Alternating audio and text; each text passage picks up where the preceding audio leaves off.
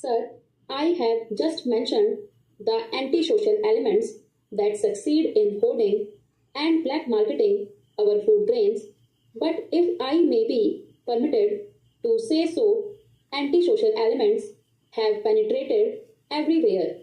Food and drug adulteration are rampant in spite of laws, and likewise, one hears on all sides complaints of bribery, corruption, and nepotism.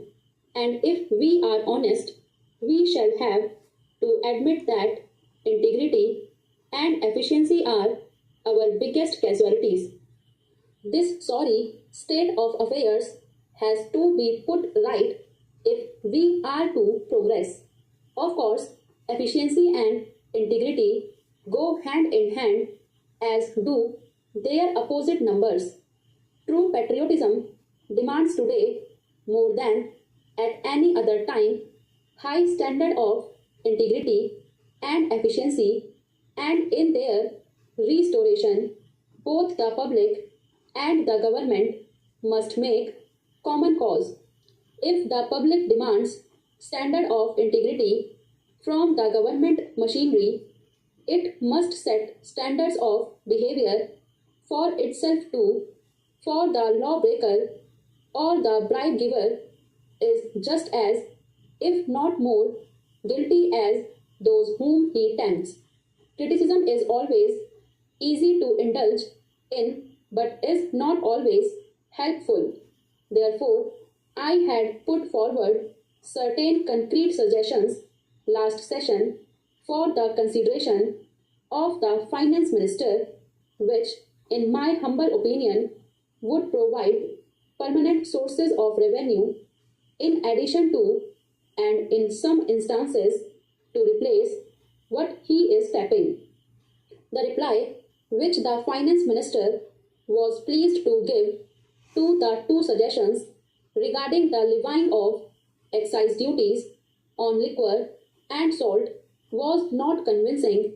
If he will pardon my saying so, I for one do not mourn so much over the loss of revenue to government as I do over the dishonesty that prohibition by law brings in its wake. At the same time, why should the money that the government needs so badly go into the pockets of unworthy elements? Sir, man would accept the hardest discipline if he could be convinced of the rights of the measures imposed on him. But man will always question the validity of rules if he does not know their source, because he can only think morally if he is improved from within.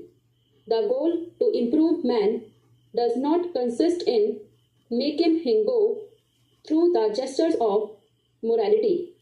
If moral rules are arbitrarily imposed, no matter what their practical value is, they will never fight successfully against the inherent weaknesses of human nature. Educate him, persuade him, show him that you care for his welfare, and he will follow you.